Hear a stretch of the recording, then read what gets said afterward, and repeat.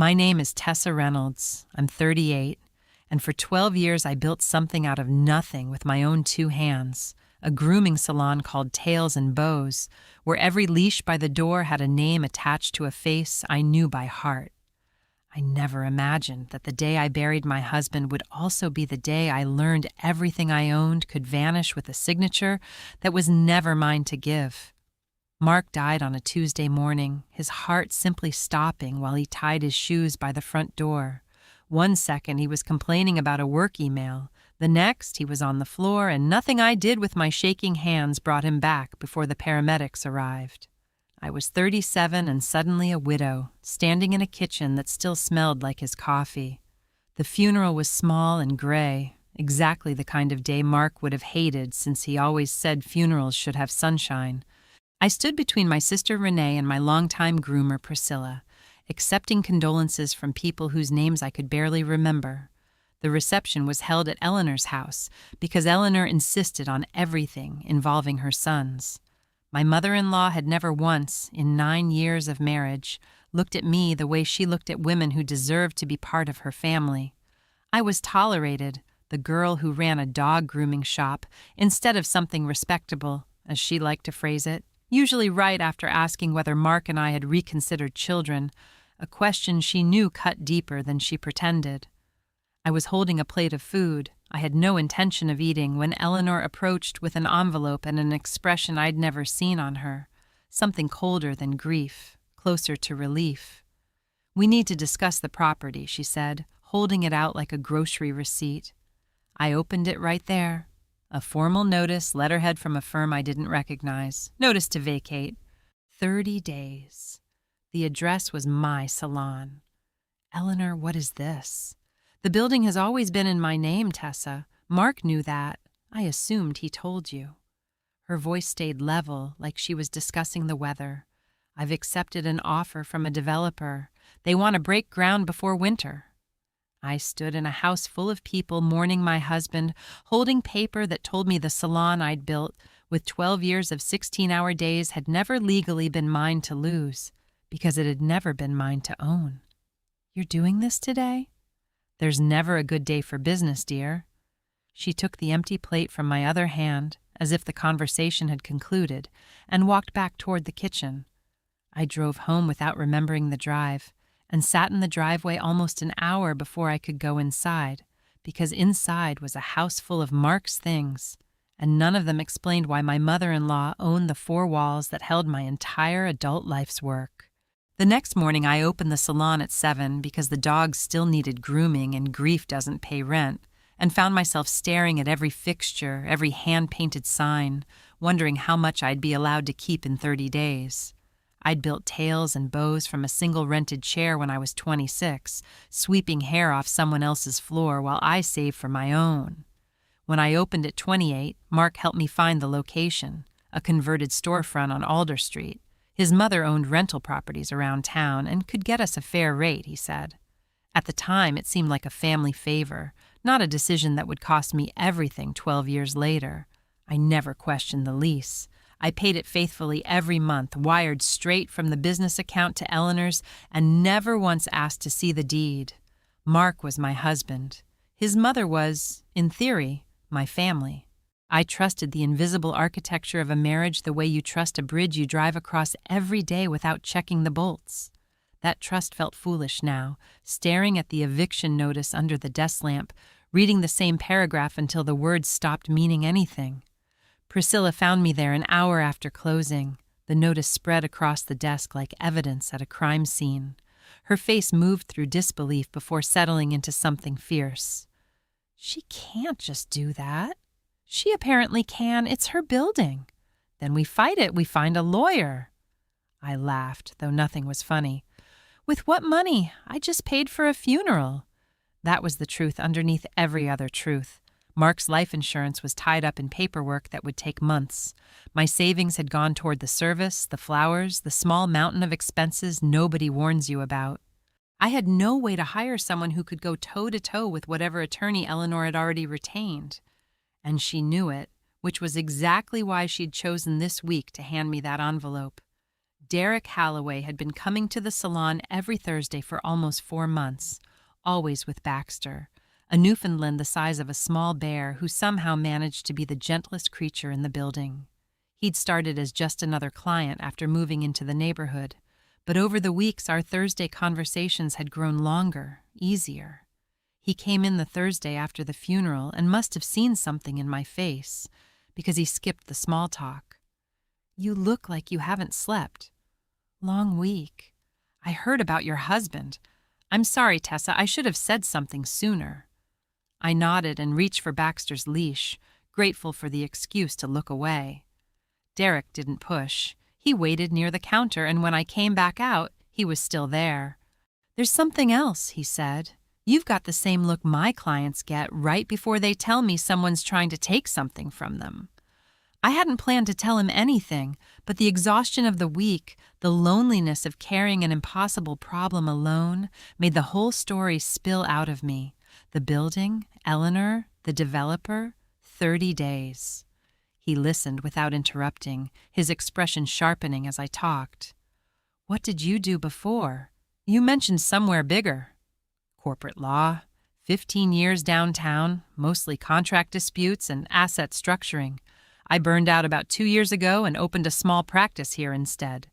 Wills, small business contracts, the occasional landlord dispute. Sounds like exactly the kind of case I can't afford." "I didn't ask what you could afford." He said it simply. "Let me look at the lease. Let me look at whatever paperwork you have.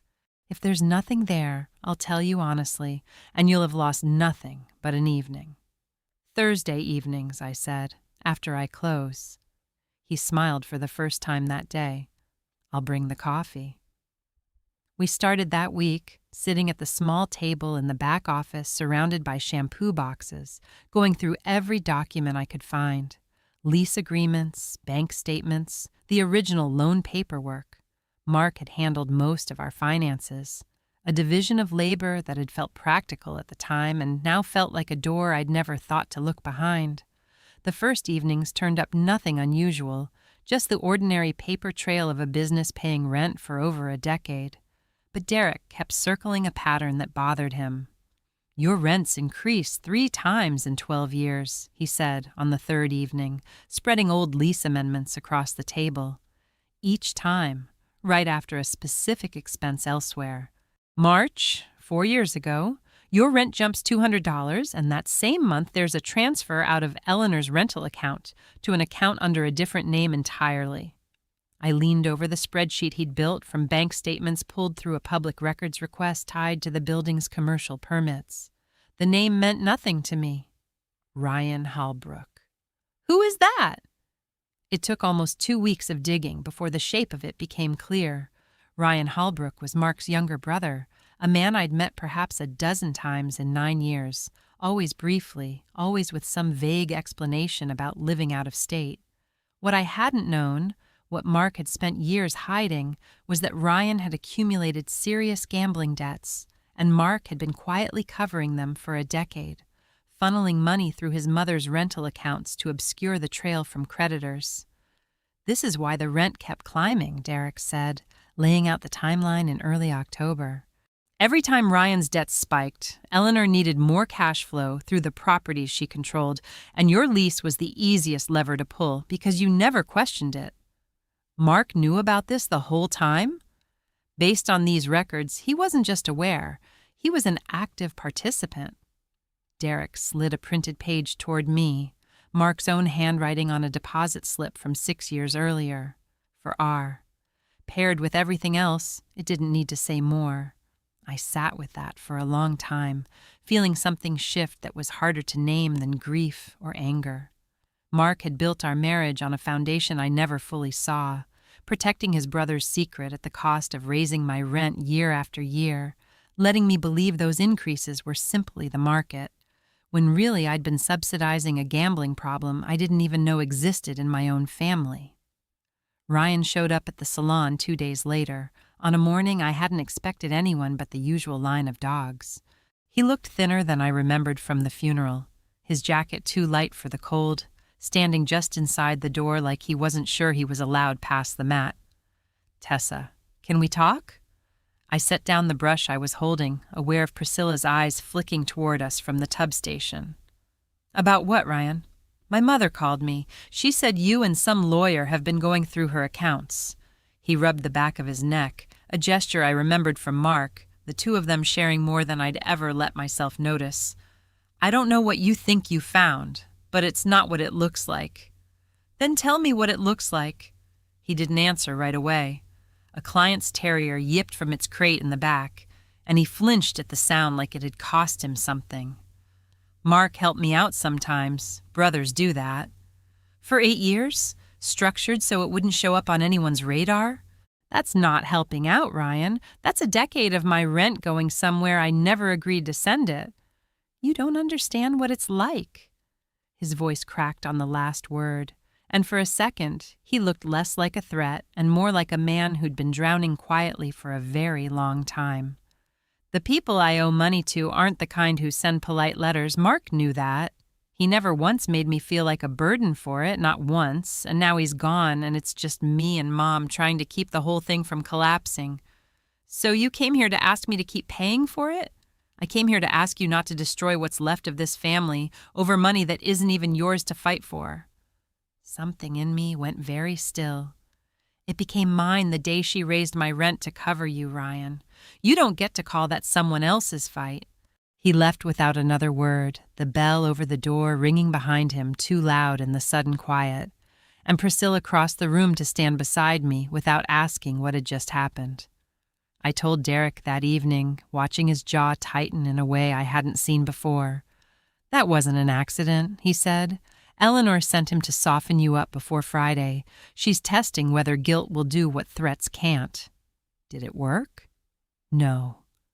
He looked at me steadily. Did it? No, I said and meant it, though some small, tired part of me understood exactly how close it had come.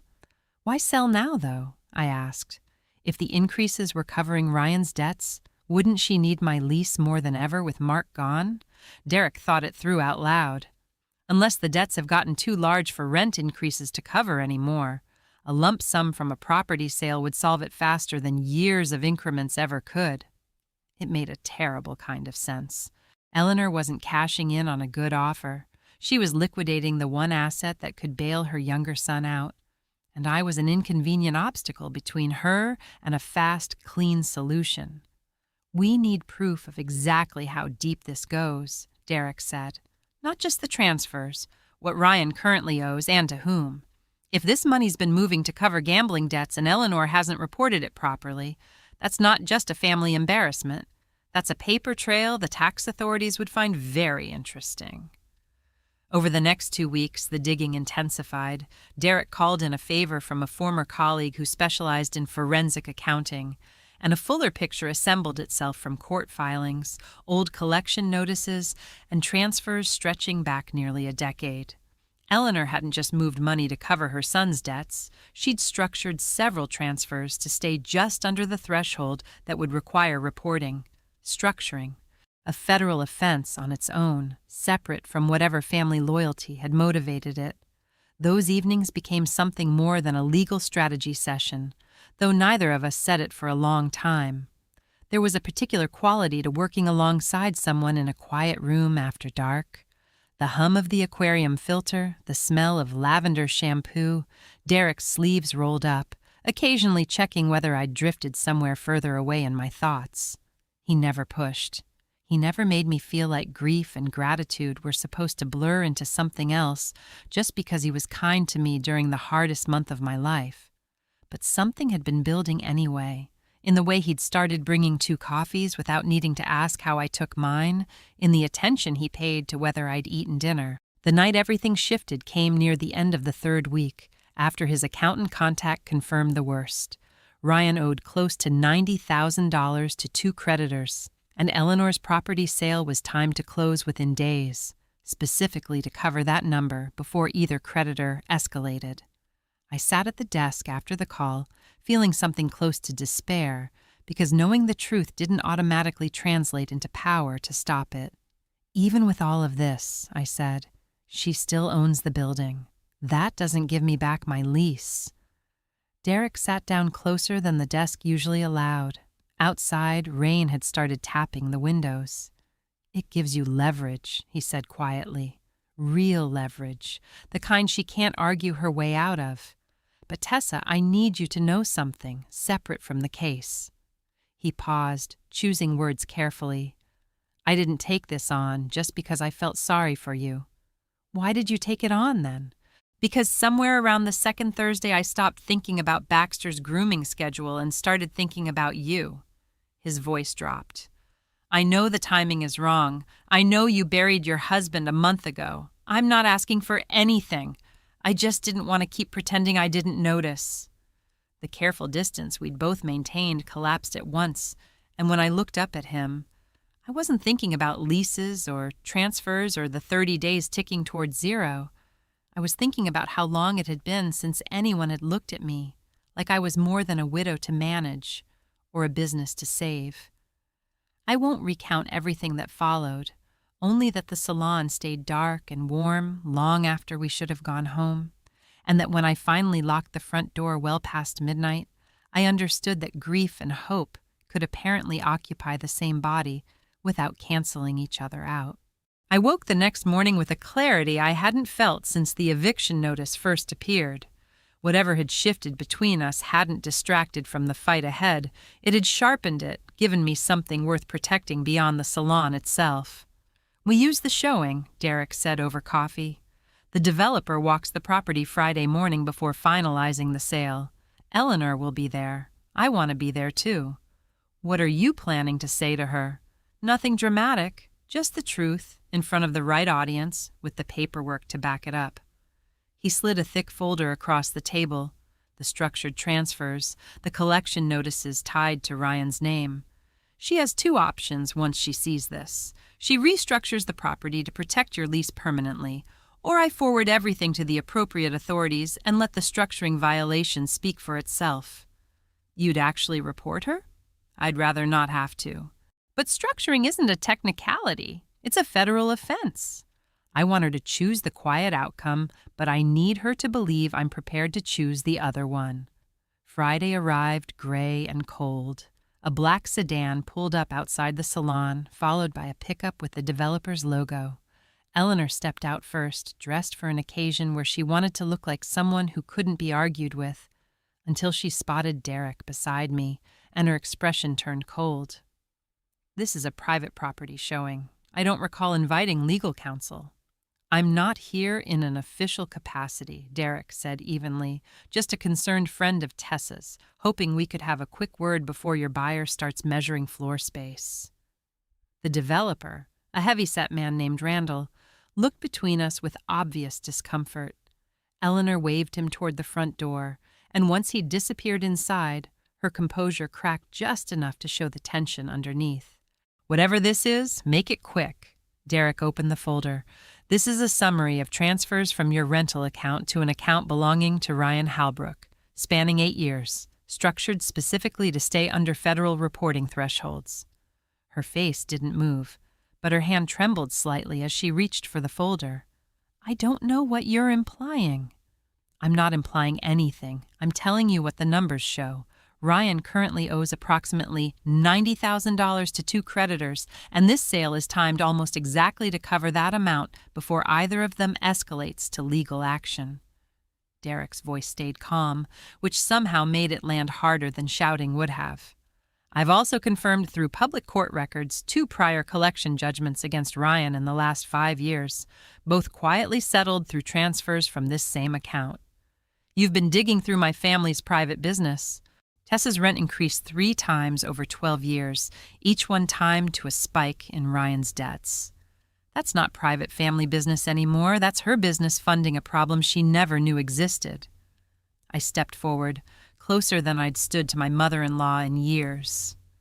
"You raised my rent to cover your son's gambling debts for years, and then you handed me an eviction notice at my husband's funeral so you could sell the one thing keeping that secret contained." "That's not what happened." "Then explain the memo line on this transfer." Derek slid another page toward her, Mark's handwriting, for R, dated 6 years earlier. "Or explain why every rent increase Tessa received lines up within days of a payment to Ryan's name."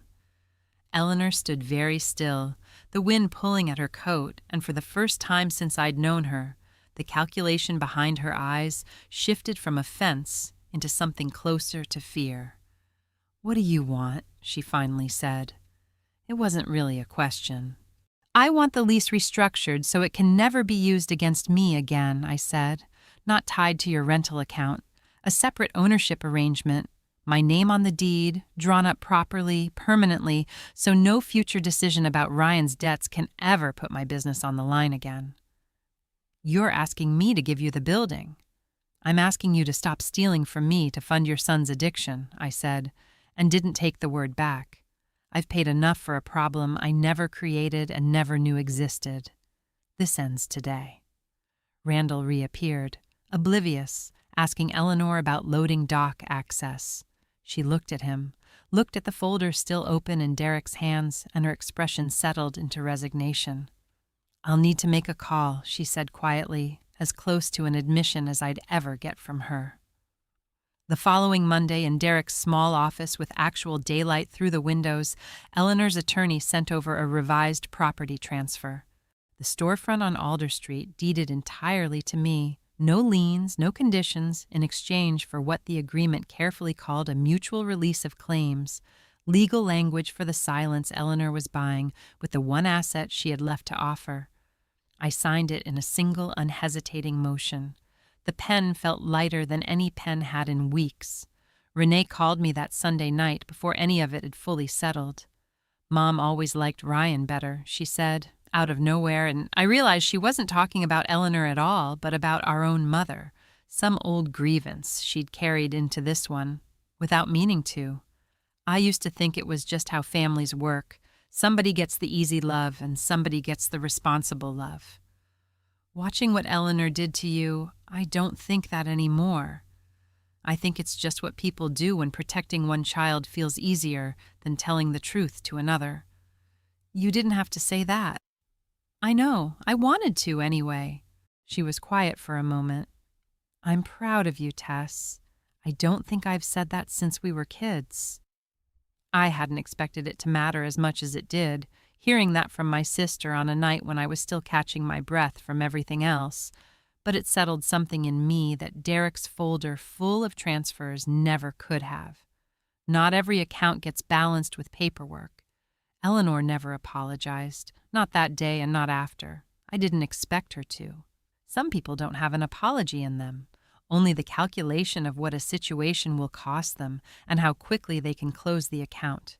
But I heard through Renee that Ryan finally entered a treatment program that winter, funded through a hardship arrangement with one of his creditors, after Derek quietly forwarded a summary of the structuring violations to an attorney who specialized in exactly that kind of negotiated resolution. It wasn't mercy exactly. It was simply the most useful outcome for everyone involved, including Eleanor, who avoided a federal inquiry by finally letting her son face what he'd been running from for a decade. Tails and Bows reopened under my name alone 3 weeks later. The same hand-painted sign above the door, the same dogs trotting through the same entrance, except now nothing about it could be taken from me by a signature I never saw coming. Priscilla cried when I told her, then immediately asked if we could finally afford the second tub station we'd been talking about for 2 years. Derek still comes in every Thursday, though Baxter's appointments have gotten considerably less necessary as an excuse. We take it slowly, both aware that grief and new beginnings can share the same season without one erasing the other. But there's an ease between us now that doesn't need explaining, the kind that grows out of choosing someone during the worst month of your life and discovering they choose you back without asking for anything in return. I think about Mark more gently now, understanding finally that the man who loved me had also been a man carrying a secret too heavy to share, protecting his brother in a way that quietly cost me more than he probably ever let himself calculate. I've forgiven him for that, mostly because carrying resentment for a man who can't defend himself anymore felt like one more inheritance I didn't want to keep paying into. What I kept instead was the salon, my name finally on paper where it always should have been, and a quiet certainty that nobody would ever again decide what belonged to me without my consent. 12 years of 16-hour days had built something worth protecting, and it took losing almost everything to understand that protecting it meant learning, finally, to stop trusting silence over proof. Some mornings now, unlocking the front door before sunrise the way I have for over a decade, I stand for a moment in the quiet before the first client arrives, looking around at walls that are finally, legally, unquestionably mine. And I think about how close I came to losing all of it over a debt that was never mine to pay in the first place. It never happens again, not to me, and not to anyone who walks through that door needing someone in their corner. I made sure of that the same way I made sure of everything else in 12 years of building a life out of nothing but stubbornness, early mornings, and the simple belief that what you build with your own hands deserves to stay yours. Thank you so much for watching. Drop a comment below, hit that subscribe button, and I'll see you in the next one.